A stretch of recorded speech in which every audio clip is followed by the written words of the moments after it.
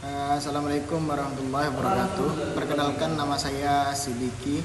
Saya dari Ekonomi kelas A. Saya akan mengerjakan tugas dari Bapak Yusrianto Soleh, MPD.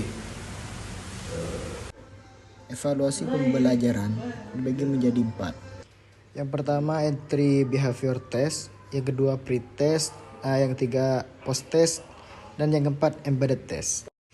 Entry behavior test yaitu tes yang diadakan sebelum suatu program pengajaran dilaksanakan dan bertujuan untuk mengetahui sampai sebatas mana penguasaan pengetahuan keterampilan yang dimiliki siswa dapat dijadikan dasar untuk menerima program pengajaran yang diberikan.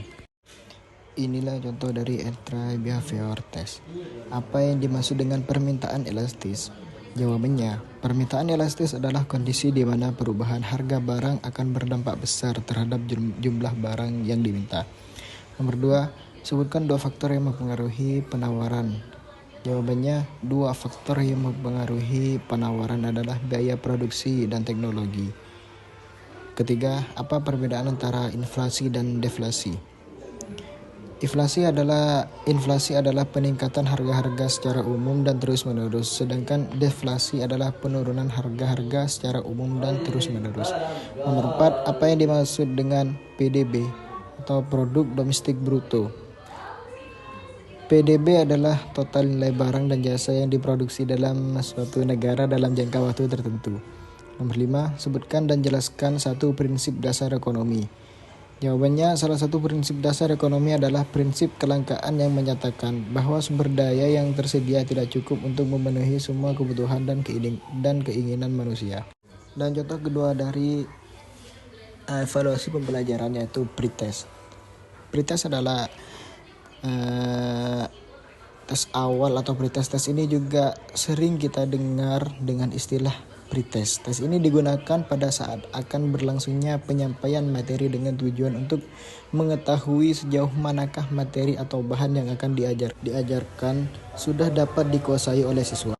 Di sini ada 5 contoh dari pretest. Yang pertama, apa yang dimaksud dengan permintaan dan penawaran? Jawabannya, permintaan adalah jumlah barang atau jasa yang ingin dibeli oleh konsumen pada berbagai tingkat harga. Sedangkan penawaran adalah jumlah barang atau jasa yang ingin dijual oleh produsen pada berbagai tingkat negara. Nomor 2, siapa yang disebut dengan konsumen dan produsen? Jawabannya, konsumen adalah individu atau kelompok yang menggunakan barang atau jasa untuk memenuhi kebutuhan dan keinginan. Sedangkan produsen adalah individu atau kelompok yang membuat atau menyediakan barang atau jasa. Nomor 3, apa yang dimaksud dengan pasar monopoli dan pasar persaingan sempurna? Jawabannya, pasar monopoli adalah pasar di mana hanya ada satu penjual atau produsen yang mengendalikan seluruh penjualan produk. Sedangkan pasar persaingan sempurna adalah pasar di mana penjual dan pembeli memiliki akses yang sama terhadap informasi pasar dan tidak dapat mempengaruhi harga. Dan nomor 4, apa itu elastisitas harga permintaan dan elastisitas harga penawaran? Jawabannya, elastisitas harga permintaan adalah ukuran responsivitas jumlah barang yang diminta terhadap perubahan harga. Elastisitas harga penawaran adalah ukuran responsivitas jumlah barang yang ingin ditawarkan terhadap perubahan harga. Yang nomor 5, apa yang dimaksud dengan inflasi dan deflasi? Jawabannya, inflasi adalah peningkatan umum harga barang dan jasa dalam jangka waktu tertentu yang mengakibatkan daya beli uang menurun. Deflasi adalah penurunan umum harga barang dan jasa dalam jangka waktu tertentu yang mengakibatkan daya beli uang meningkat.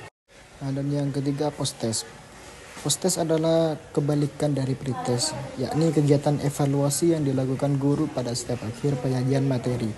Tujuannya adalah untuk mengetahui taraf pengetahuan siswa atas materi yang telah diajarkan. Post-test di sini ada 5 contoh. Yang pertama, apa yang dimaksud dengan ekonomi mikro? Ekonomi mikro adalah cabang ilmu ekonomi yang mempelajari perilaku individu dan perusahaan dalam membuat keputusan terkait alokasi sumber daya yang terbatas. Nomor 2, sebutkan 3 faktor yang mempengaruhi permintaan.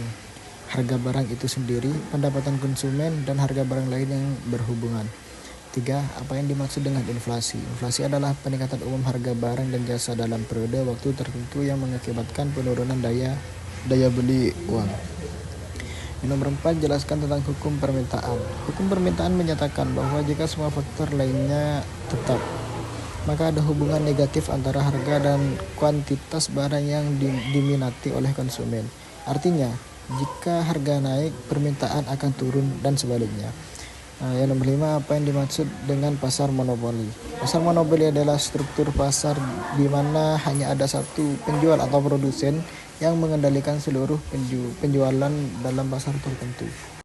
Dan yang terakhir, embedded test. Embedded test adalah tes yang diberi di sela-sela atau pada waktu tertentu dalam proses belajar mengajar. Yang terakhir, embedded test. Embedded test di sini ada 5 contoh. Yang pertama, apa yang dimaksud dengan inflasi? Inflasi adalah peningkatan harga-harga secara umum dan terus-menerus. Yang nomor 2, sebutkan 2 faktor yang mempengaruhi permintaan. Pertama, pendapatan konsumen. Kedua, dan harga barang tersebut. Nomor 3, apa yang dimaksud dengan pasar monopoli? Pasar monopoli adalah suatu bentuk pasar di mana hanya terdapat satu penjual atau produsen yang menguasai pasar. Yang nomor 4, apa itu PDB? PDB adalah total nilai pasar dan dari semua barang dan jasa akhir yang dihasilkan dalam suatu negara dalam jangka waktu tertentu. Yang nomor 5, yang terakhir, sebutkan dan jelaskan salah satu prinsip ekonomi. Prinsip biaya peluang. Prinsip ini mengemukakan bahwa untuk mendapatkan sesuatu kita harus mengorbankan sesuatu yang lain. Sekian penjelasan dari saya. Wassalamualaikum warahmatullahi wabarakatuh.